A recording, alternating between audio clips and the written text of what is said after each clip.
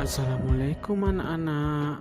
Berjumpa lagi bersama Pak Cahya. Hari ini kita akan belajar tentang cita-citaku. Ayo kita belajar yang sungguh-sungguh agar kita menjadi generasi yang cerdas dan membanggakan orang tua. Kali ini kita akan membahas tentang apa cita-citaku. Yang kedua, menjelaskan cara membuat puisi. Dan yang ketiga, memahami daur hidup hewan. Anak-anak, ingatkah kan tema 4? Apakah kamu pernah melihat profesi yang ada di gambar tersebut? Ada tentara, polisi, dokter, pelukis, penjahit, pegawai bangunan, dan lain sebagainya. Apakah kamu pernah membayangkan kelak kalau kamu sudah besar yang kamu bayangkan itu merupakan sebuah cita-cita. Coba kamu amati gambar yang lain. Di sini ada Pak Polisi yang sedang bertugas mengatur lalu lintas. Kamu pasti mempunyai mimpi dan cita-cita tentang kegiatan atau pekerjaanmu kelak. Untuk itu, selalu belajar dan rajin berdoa ya, agar kelak cita-citamu terwujud. Selanjutnya, bacalah puisi tentang kebanggaanku, karya Oktora.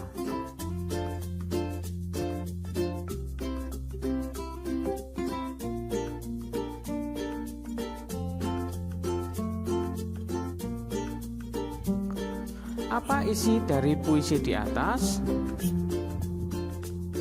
Puisi tersebut berisi tentang kebanggaan memiliki cita-cita menjadi guru. Karena tugas seorang guru sangatlah mulia. Tema atau gagasan utama puisi tersebut adalah cita-cita menjadi guru. Setelah kalian membaca puisi tersebut, apakah kalian penasaran bagaimana cara membuat puisi tersebut? Untuk membuat puisi, langkah yang pertama adalah kita harus menentukan tema. Tema puisi merupakan topik utama atau gagasan pengarang puisi. Menentukan tema tidak selalu menjadi hal utama saat membuat puisi, karena kamu bebas menuliskan pikiran dan imajinasi dalam puisi.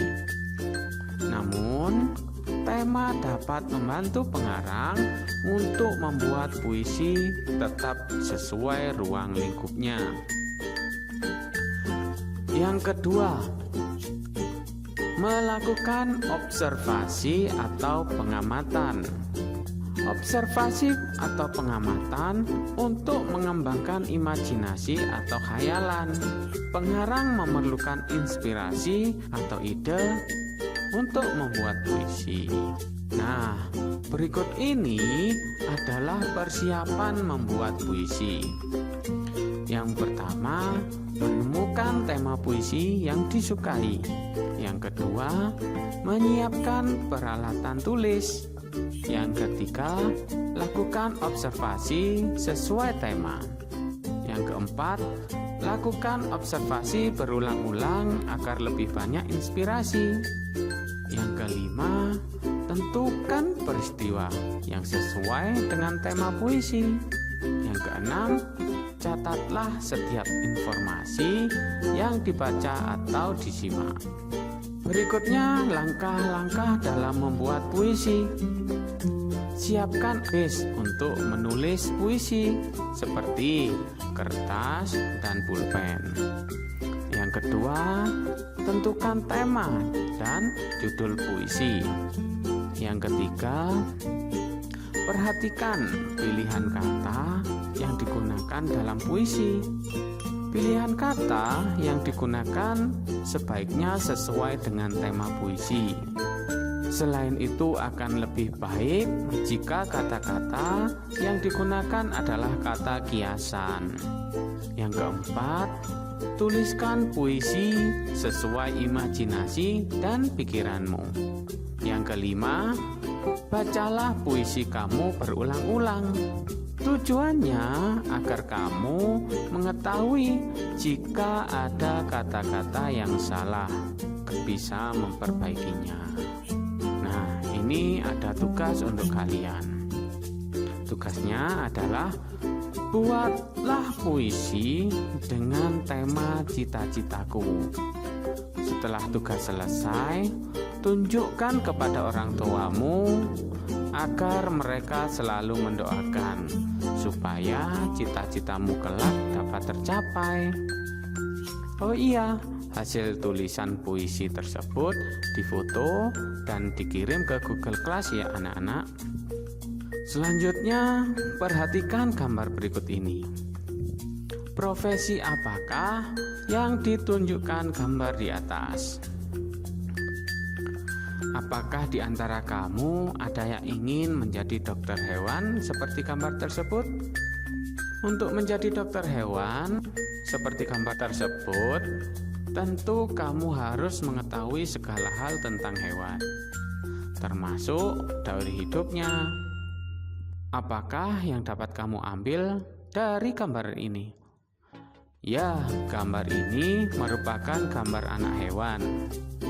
Gambar tersebut juga menunjukkan bahwa hewan-hewan juga mengalami pertumbuhan, mulai menetas atau mulai dilahirkan sampai tumbuh dewasa. Tahap pertumbuhan hewan dari kecil sampai dewasa disebut siklus hidup hewan atau daur hidup hewan. Hewan yang mengalami perubahan bentuk tubuh dalam daur hidupnya dikatakan mengalami proses metamorfosis. Metamorfosis itu sendiri dibagi menjadi dua, yaitu metamorfosis sempurna dan metamorfosis tidak sempurna. Metamorfosis sempurna merupakan daur hidup hewan yang mempunyai bentuk tubuh yang sangat berbeda pada setiap tahap hidupnya.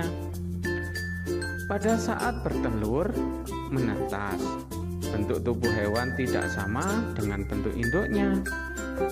Tahap yang dialami hewan tersebut ada 4, yaitu telur, larva, pupa, dan imago atau hewan dewasa. Berikut ini adalah contoh metamorfosis yang sempurna. Ada nyamuk. Nyamuk akan bertelur, setelah itu telur menetas, berubah menjadi larva atau yang bisa kita sebut jentik-jentik, dan akan berubah menjadi pupa. Setelah mendapatkan makanan yang cukup, dia akan berubah menjadi imago atau nyamuk dewasa. Contoh yang kedua, ada kupu-kupu. Kupu-kupu akan bertelur. Telur akan menetas menjadi ulat. Setelah beberapa hari, ulat akan berubah menjadi kepompong. Lama-kelamaan akan berubah menjadi kupu-kupu dewasa. Yang ketiga, ada hewan katak.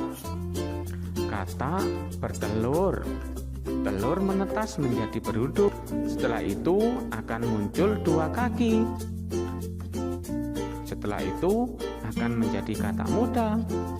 Dan yang terakhir berubah menjadi imago atau katak dewasa. Metamorfosis tidak sempurna merupakan daur hidup hewan yang melakukan perubahan bentuknya. Akan tetapi hanya memiliki 3 tahap dalam pertumbuhannya. di antaranya telur, nimfa, dan imago atau hewan dewasa. Contohnya ada belalang dan kecoa. Terakhir adalah daur hidup hewan yang tidak mengalami metamorfosis.